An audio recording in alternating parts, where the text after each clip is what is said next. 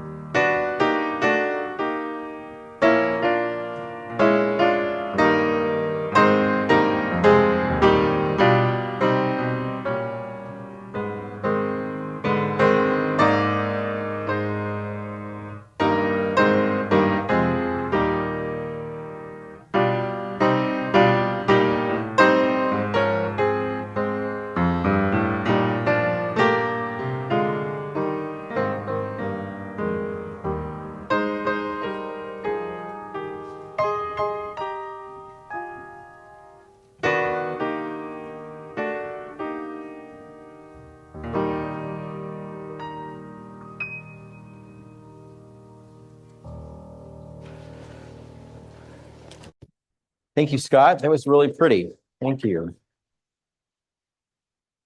Welcome, friends, to the Unitarian Universalist Congregation of Charlottesville. My name is Reverend Tim Temerson. My pronouns are he and him. I'm pleased to be leading worship this morning with our guest, Price Thomas from City of Promise, music director Scott DeVoe, and the fabulous UUCville Choir. And I know you're like, where are they? Look behind you. Look behind you. Yeah. This sanctuary was built over 70 years ago on the homeland of the Monacan people and was once cared for by enslaved people from Africa and their descendants. We honor all who have dwelt here and all in our congregation whose lives led to this moment of our gathering. Let's now take a moment to greet one another. Those online may unmute, and those here in the sanctuary, greet your neighbors, especially those you may not know. Good morning. Good morning. Good morning, everyone. Good morning, everybody. Where are you, Linda? We're on the way home from Pennsylvania from the week. Oh, Yeah, it was Francis's 6th birthday yesterday. yay. Nice. Yeah. So how's everybody's health? Doing well. How about you? We're doing well, yeah. Who else is on? I can't see. Just a Marion bunch is of us. on. Yeah, there's 24 of us. Yeah. I had a 24-hour stomach bug. That wasn't fun, but I'm fine now. Oh, yeah, Something's going around. yeah. Many people aren't unmuted. I know.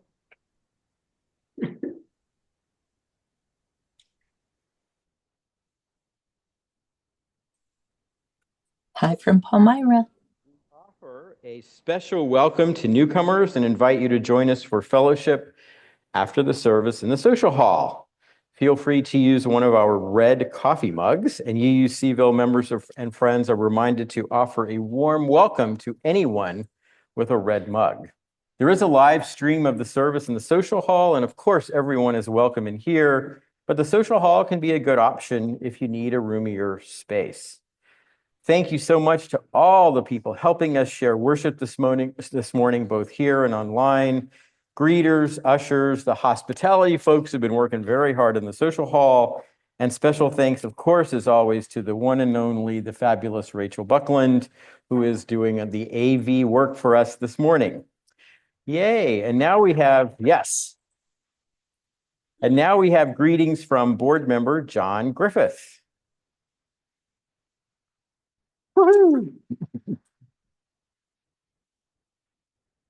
Hello, welcome. As Tim said, I'm John Griffith. I'm a member of your board of directors, and my pronouns are he and him. And so cognitive behavioral therapy tells us that feelings, thoughts, and behaviors all interact and influence each other. So I've been feeling kind of anxious and stressed lately, not just because I'm talking in front of a bunch of people, but because of other stuff going on in the world, maybe you know what I mean.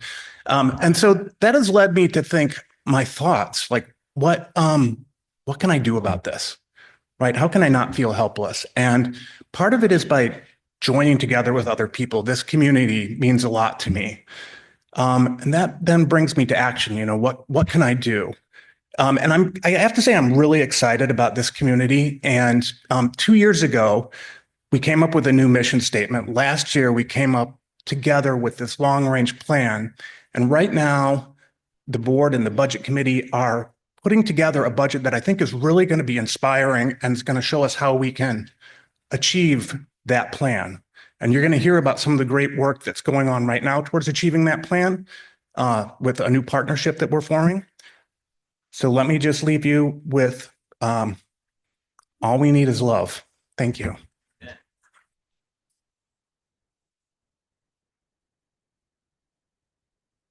Thank you, John.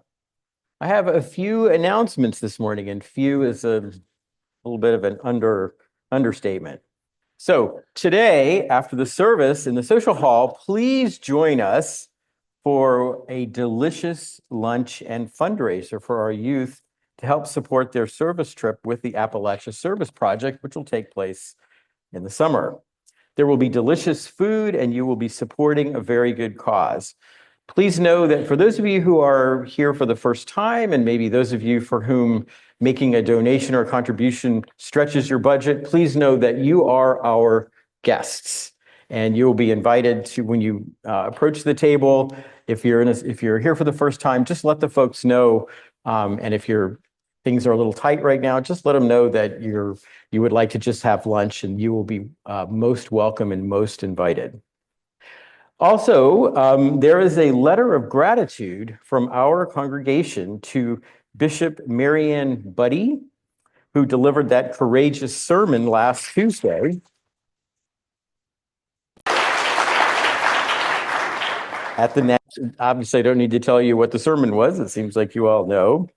The sermon at the National Cathedral calling for mercy for those living in fear and on the margins, while she was speaking directly to Donald Trump. This letter will be located on a table in the hallway outside of the church office as you're heading into the social hall. We invite everyone who wishes to thank Bishop Buddy to sign it. Today, join your Impact team leaders, Kelsey, Susan, and Meg, for an important meeting after the service right here in the sanctuary. We will coordinate invitations to the Nehemiah Action so that we can meet our goal of 100 UUCville members and friends at the Interfaith Assembly on April the 8th, as well as learning more about the issues that Impact is working on: affordable housing, transportation, and reopening the Region 10 Women's Treatment Center. So get your lunch in the social hall and then join us back here in the sanctuary. Everyone is welcome. The UU Parenting Group, better known as OOPS, will meet today at 12:30 in Lower Hall 2. All parents are welcome, and you are encouraged to sign your children into Sunday second hour, which will take place during the gathering of the parents group. Today at 5 o'clock, the annual Martin Luther King Community Celebration will take place at Mount Zion African Baptist Church. I know there's a number of folks from our congregation and our choir who are singing in the community choir. Are there any choir members who are? Could you raise your hands? Yeah. Oh my gosh, there's a number of them up there. Yes, wonderful. And this marks, by the way, this is the 40th anniversary of this service being held.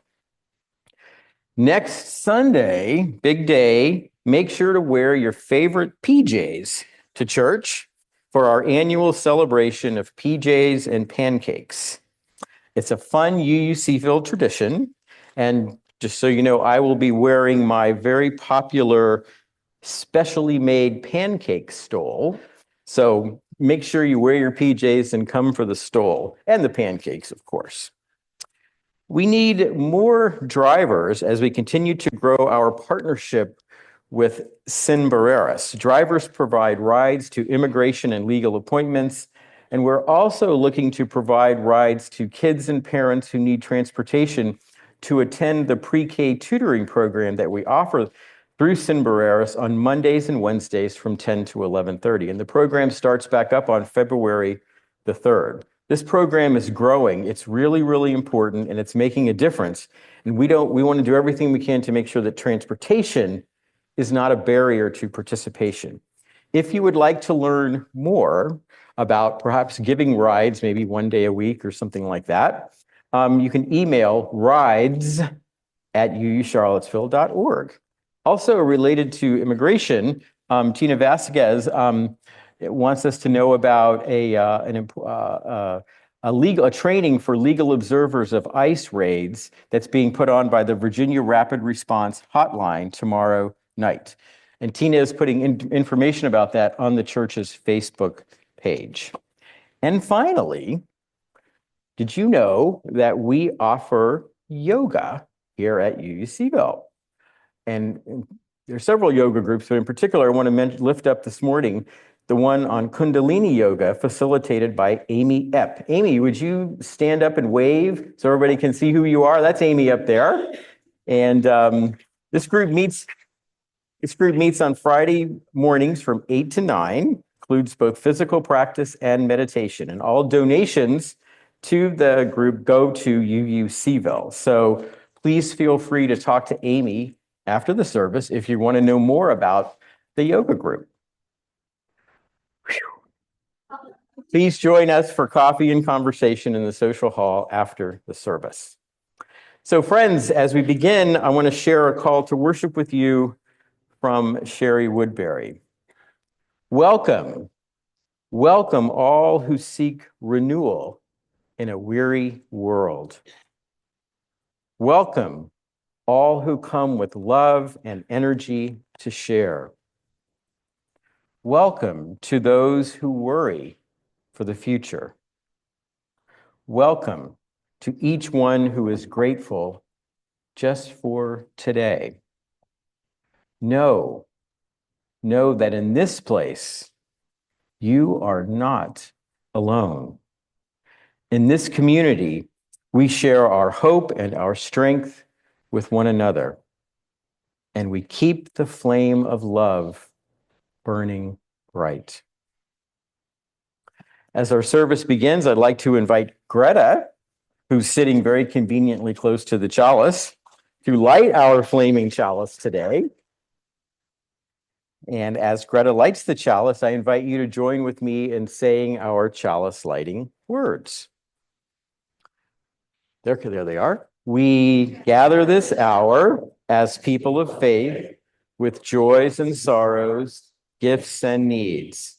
We light this beacon of hope, sign of our quest for truth and meaning in celebration of the life we share together. And now the words that go along with our hand motions. We light this chalice to celebrate Unitarian Universalism. This is a church of open minds. This is a church of helping hands. This is a church of loving hearts. I'd now like to invite you to rise in body or spirit. Join in singing our opening hymn. It's number 128, For All That Is Our Lives. The lyrics will be on the screen. Please rise.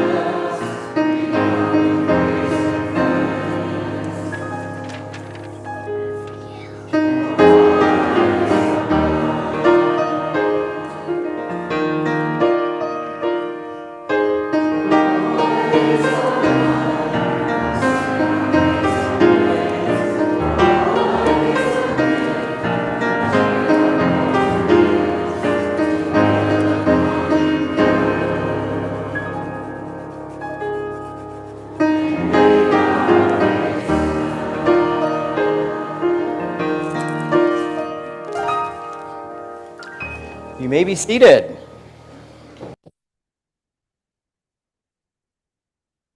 So last Sunday, as you know, we had to switch our service to online. Last Sunday, the plan was for our guest Price Thomas to be with us here, and we were also going to celebrate Dr. Martin Luther King Jr.'s birthday and day. So we switched gears last Sunday. So today we're going to talk a little bit about Dr. King. And what I'd like to do right now is invite our children, our elders, and everybody in between to come on down and join me on the red carpet. I want to tell you a little story about Dr. King. Come on down.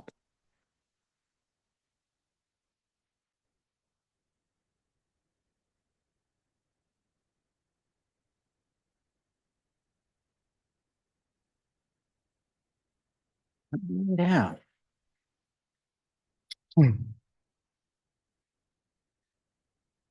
Good morning. Morning. Come on in, guys. Come on in. Come on in.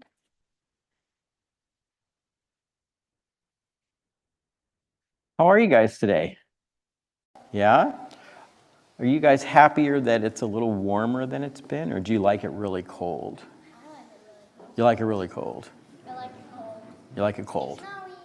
Yeah, you like snowy days, yeah. I understand. Well, I have to say, I used to feel that way too when I was your age, but I like it warmer now. So,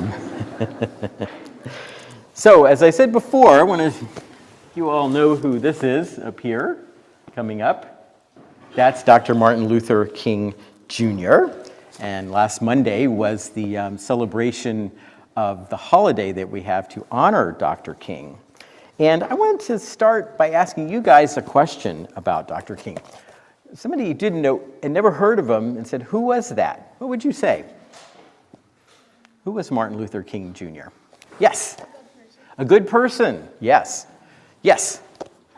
He was a good leader. A good leader. Yes. A person who helped change the world. A person who helped change the world. My gosh. I think I could stop right now, huh? This is great. Fantastic. And what kind of things did Dr. King do? Yes. He graduated high school when he was 15. Wow, he graduated high school when he was 15. Yeah, I believe that's right. Yes. Amazing. Yes. What kind of things did he do to change the world and make it better?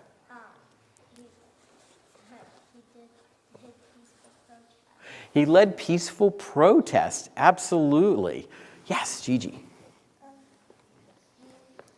let people eat wherever they wanted. Let people eat. Oh, he let people eat wherever they wanted. Nice. Yes, absolutely. Well, I got a couple pictures up here. So one of which goes along with what was said earlier. So one thing Dr. King did, of course, was gave lots of speeches and sermons that were so wonderful and inspiring and led people to think, I want to get involved and do something to make the world better. Dr. King, as was already said, also led protests. And there you see him marching arm in arm with different people there. See, there's John Lewis on the far right. I'm not sure which protest this was, but Dr. King led them all the time in order to get laws changed that were unfair and unjust. And then one other thing that Dr. King did sometimes that he had to do was this. Sometimes he got arrested. And he got arrested because he was protesting against unjust laws. And he decided that sometimes, in order to get those laws changed, sometimes you have to break those laws in order to draw attention to how unfair they are. And that was something else that he did. Now, what I really want to do this morning is tell you a story about Dr. King that I'm guessing most of you, maybe many of you here, many of the grown-ups in the sanctuary haven't heard before. This is a story from when Dr. King was a little boy. And I think it helps us understand some of where he got the courage and the desire to do all of that amazing and wonderful work that he did. So when Dr. King was I don't know, I'm going to say maybe 6, 7 years old. His dad, who was also named Martin Luther King, he was Martin Luther King Sr., and he was also a minister. His dad needed a new pair of shoes. So he and young Martin went to a shoe store in Atlanta where they lived. In fact, here's a picture of the actual store, probably sort of what it looked like back then.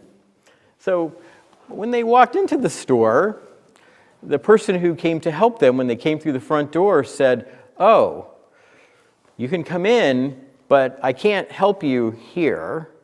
You have to go all the way to the back, because that's where people of color, people who are African American, Black, have to go." So there's a wonderful little children's book I found, and about Dr. King's life, and here's a drawing of the scene. This is a golden book, if you know that series about Dr. King. And I think I'm just going to read it to you because it's pretty cool. It says, "One day, Martin's father took him shoe shopping. Even though the store was empty, nobody else was in the store, the shopkeeper told them they had to go to the back of the store and wait to be served. Well, Martin's dad, Mr. King, Reverend King, he got pretty mad about this. He said if he couldn't buy shoes for his son in the front of the store, he wouldn't buy them there at all. So he took young Martin's hand and they marched out of the store." And Martin heard his dad say something like this, "I don't care how long I have to live with this system, I will never accept it."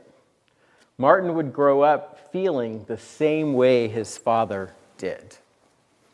What do you think about that? That was pretty brave, wasn't it? I think so. It was very brave. But when you see something that's unfair, what Dr. King's dad was teaching him was that you have to not cooperate with it. You have to stand up against it. You have to take a stand. You have to do what you can in the moment to make things better. And I think yes. Definitely don't enrich the people.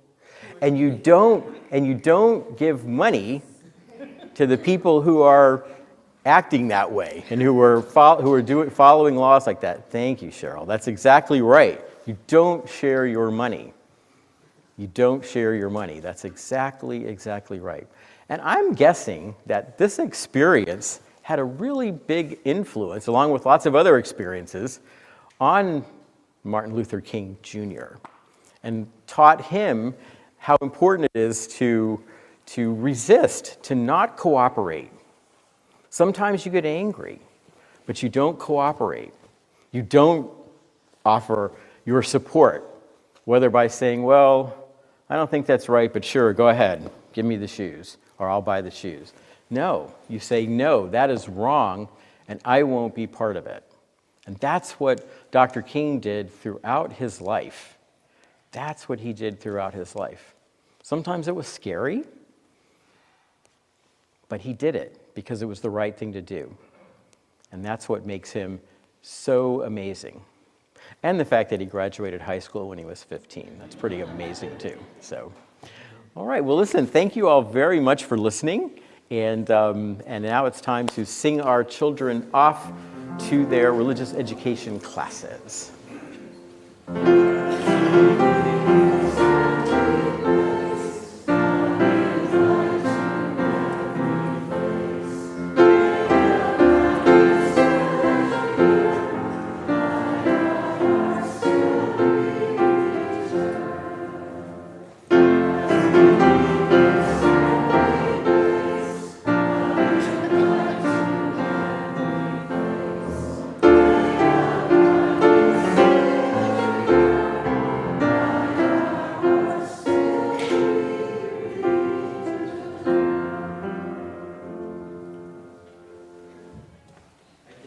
To marvel at the wisdom of our children.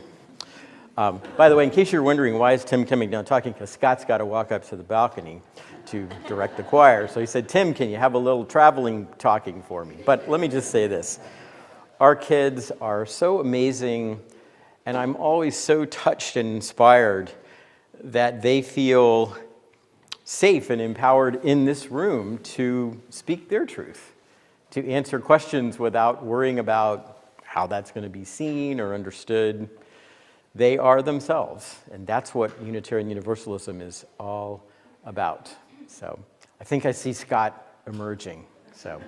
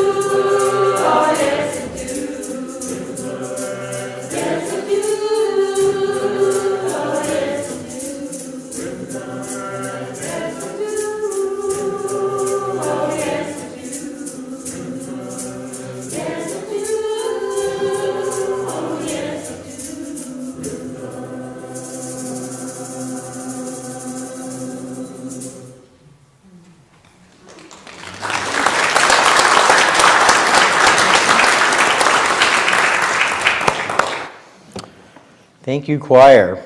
Beautiful piece called River. Friends, we are an interconnected community that cares for one another. Part of how we embody this care is by making time each week to share the joys and sorrows we hold in our hearts. And now everyone is invited to come forward as you wish and place a glass stone in the communal bowl of water as a symbolic act of each being held by the larger love that holds us all. Everyone in this room is encouraged to participate, welcome to participate, even if you're here for the very first time. Those online may type their joys or sorrows into the chat. Meg Dunham from our pastoral care team will be present to help hold the space. And Meg will be available for a few minutes after the service in the back corner of the sanctuary, back over there. If you are in need somebody to talk to, maybe a little pastoral support, just someone to listen. And those online can contact the pastoral care team at pastoral@uucharlottesville.org. Let us now begin.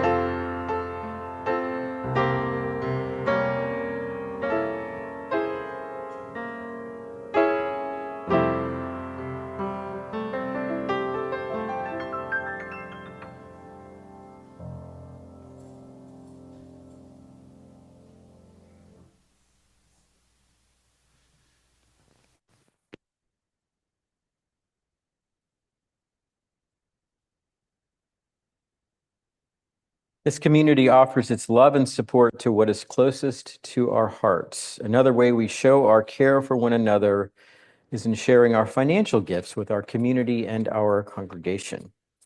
Our social action collection for the month of January is for the Public Housing Association of Residents, perhaps better known as FAR, whose mission is to educate and empower low-income residents to protect and improve their own communities through collective action. FAR's education and leadership development programs empower directly impacted people to improve laws and policies. Rachel, can you please show us the social action slide for giving for those who would like to make a donation to FAR right now?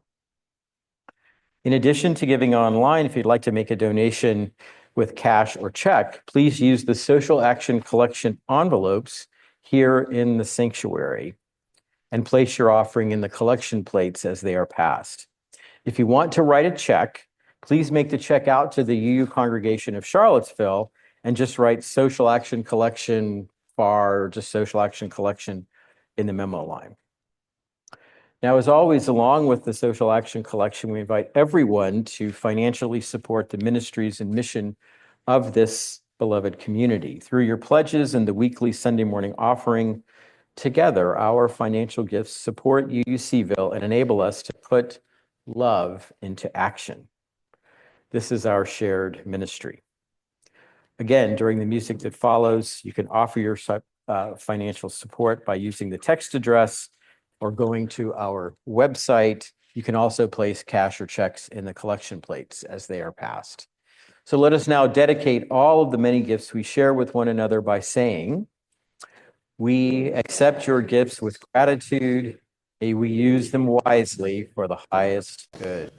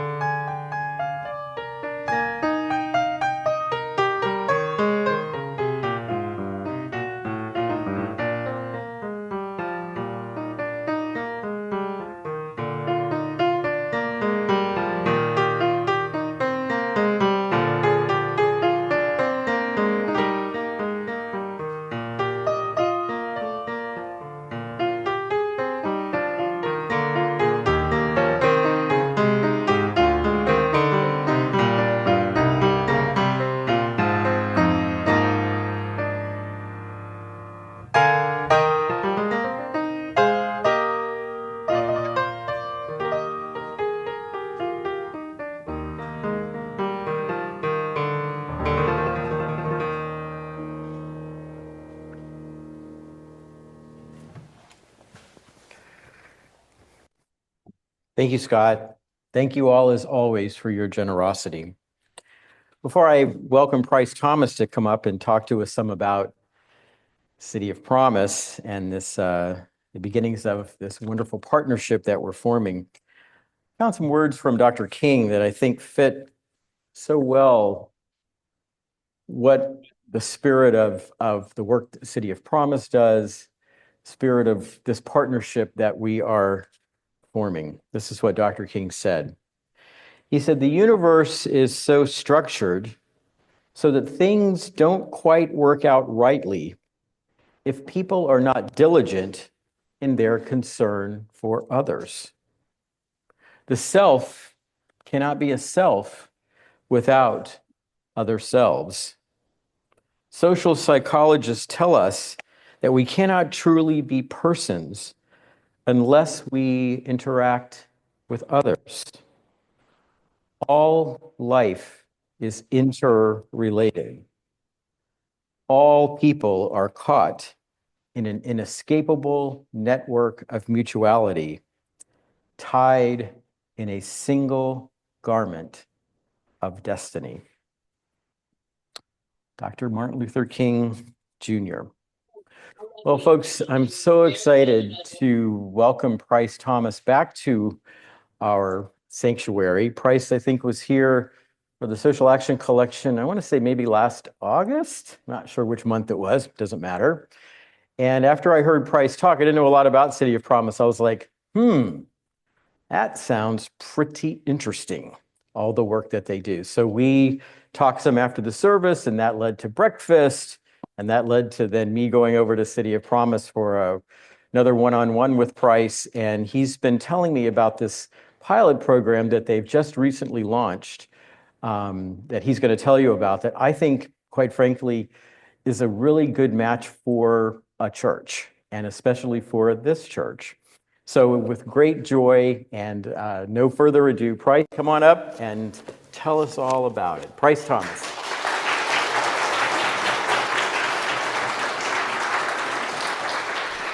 Is this, can I walk around with this? Is this gonna? I don't want to tear up your whole thing. I'm just like I'm like a, I don't want to, You want to walk around? Wow. Please do. There you go. Oh, excellent. You don't have to clap for that. Thank you guys. Again, that's like a very generous and kind of a tough intro. I'm not quite that quotable, but I'll do my best. Thank you guys for having me. And my name is Price, as Tim mentioned. I was raised here in Charlottesville, so I did all my schooling here in Charlottesville. The short context is I left to see the big wide world. I went overseas. I went as far as actually southern Turkey. Came back to kind of do the next thing. Ended up marrying my 9th grade homecoming date, and I know, right? And so we are here, and we're raising our children here. And I say that to give the context for why I do the work that I do and why it's really important. And part of it is because it's the right thing to do, and part of it is because I'm from here. I grew up here. I see a lot of myself in these folks and these kids who I have the opportunity to work with every day. So I grew up in Charlottesville. I grew up in Fry Springs. I grew up doing all the things you do as a kid. You know, you ride bikes around, you do this, you do that, you try your hardest to sort of like get kicked out of school and all the stuff. And what I realize in our work and what I've really learned from what we're doing at City of Promise, and if you guys don't know, at City of Promise, essentially what we do is we are trying to make a positive impact on generational poverty through what we would consider child-centered, dual-generation family self-sufficiency work. What that means is that ultimately our outcomes are child-based. But to do that, for those of you who, I guess we were all kids, but for those of you who have kids or are around kids a lot, the influence of the parents, the influence of the community, and of that social network is absolutely critical. It is the largest single influence in a child's life. So the focus is on the kids. But to do that, we have to create what we've called a constellation of care that exists around these kids. And so I think about that a lot in my life and a lot of the ways that affected me as a child. We view education really as one of the strongest drivers of what we see outcome-wise, right? And for us, education is a social issue. It is not a singularly school issue. And I say that because what we know is that we've got extraordinary gaps in education, particularly among minority kids and kids who are living in under-resourced areas, right? We see at Trailblazer Elementary, formerly Venable, right, the reading level for our Black students is about 22%, for their white peers is about 90%.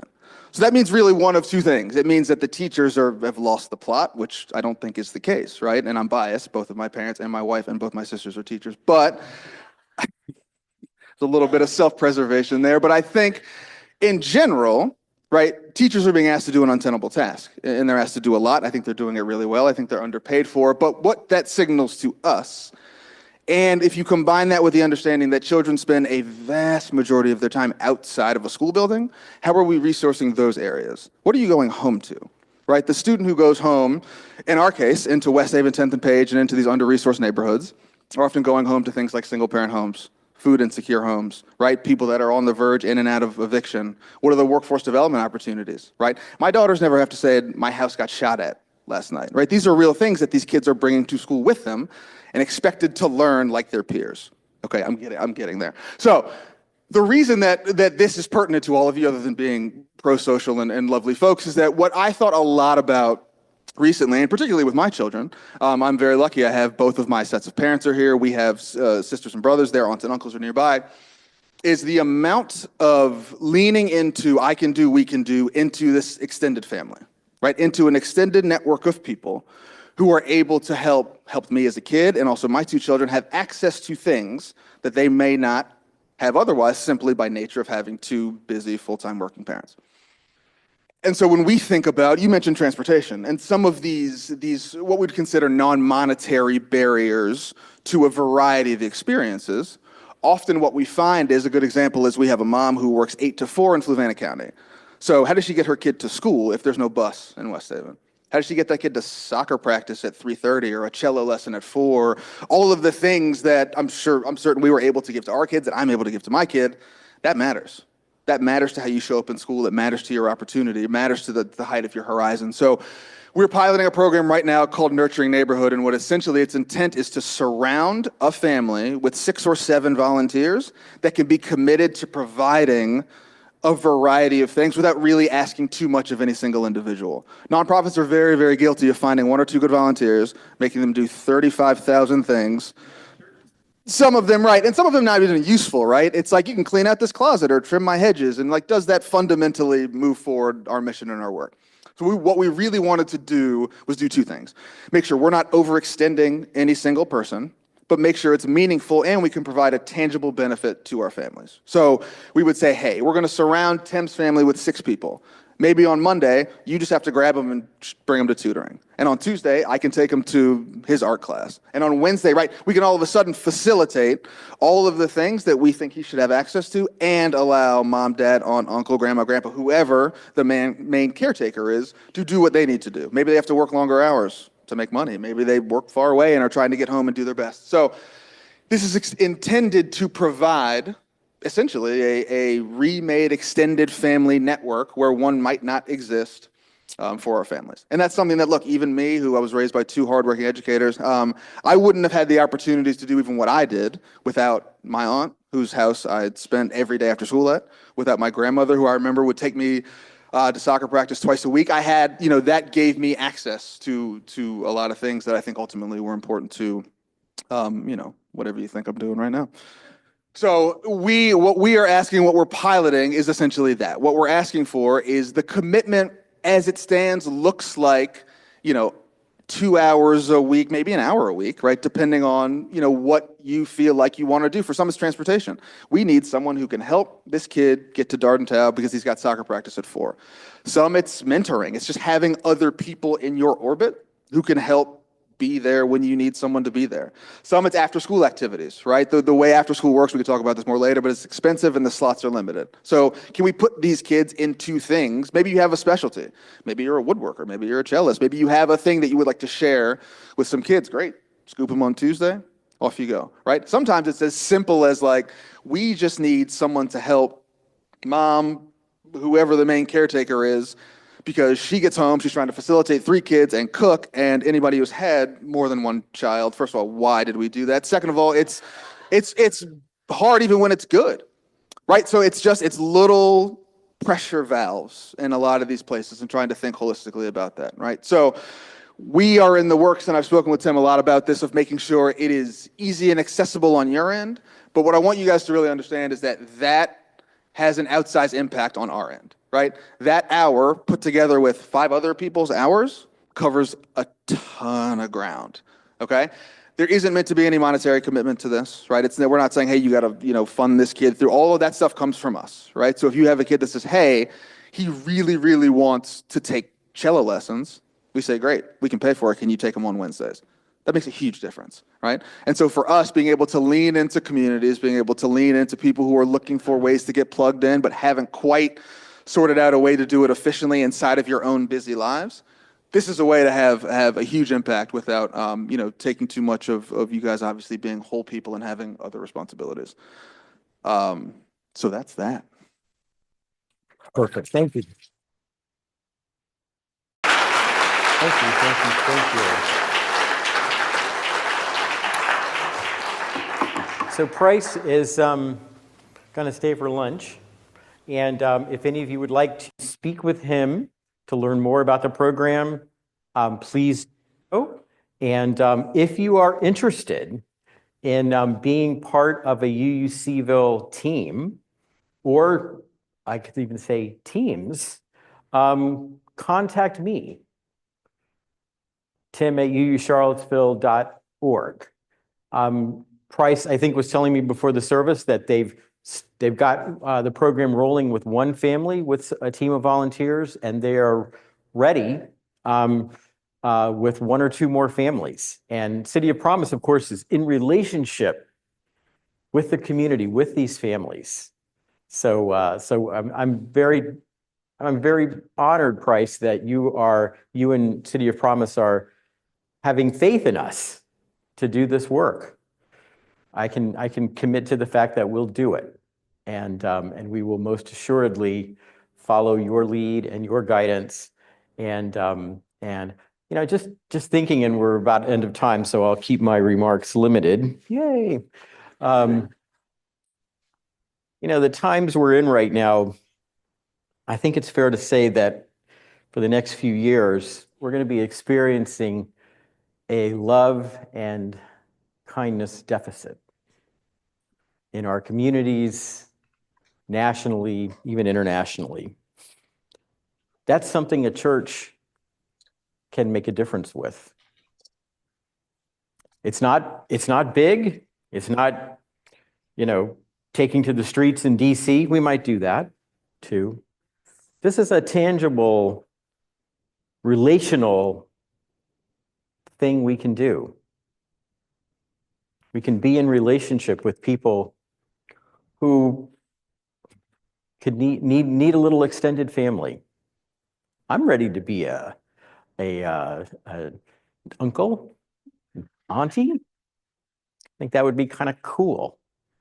So I hope that those of you who are interested, and again, the idea of doing this as a team is so wonderful, because yes, if I was asked to commit to what might be 5 days a week sometimes, I'd probably be like, oh my gosh, I just cannot swing that.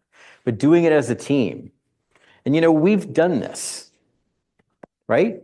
We did this with the Ghaznavi family through International Rescue Committee. We knocked it out of the park. We're still in relationship with that family. So we can do this. We've done it before. So I hope that those of you who are interested, even if you're not quite ready to commit, if you're just interested, talk to Price, talk to me. And if you are interested in being part of a team, reach out to me, let me know. And Price and I are going to be in conversation about how we'll get started. What we're talking about and what they've done with their first family is they've invited the team members to get together at dinner with the family. Break bread together. What a great way to start. We're going to do that in a few minutes, right? We know the power of sharing a meal. So that's how things will start. So be in touch with me. Let me know if you're interested. Talk to Price after the service. And together we can make a difference, and we can really put the love that is in this room and at the heart of this community into action. All right, so let's rise now in body or spirit. And let's join in singing, thank you. Join in singing our closing hymn. It's 1017, Building a New Way. You've sung it before.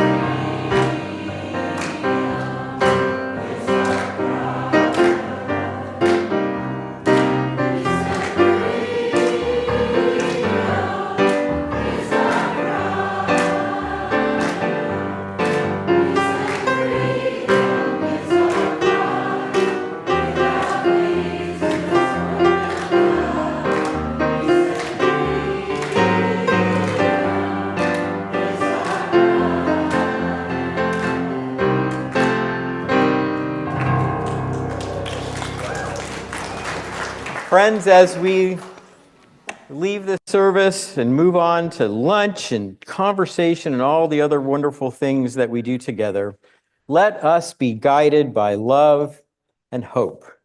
Let our actions emerge from the deep conviction that people everywhere are ultimately part of one extended family. Let us be the people who break down the arbitrary barriers that divide us from them. We are one, and love and hope will guide us. Together, with all of our siblings and friends and neighbors, together we can build a new way. Amen. Go in peace. Amen.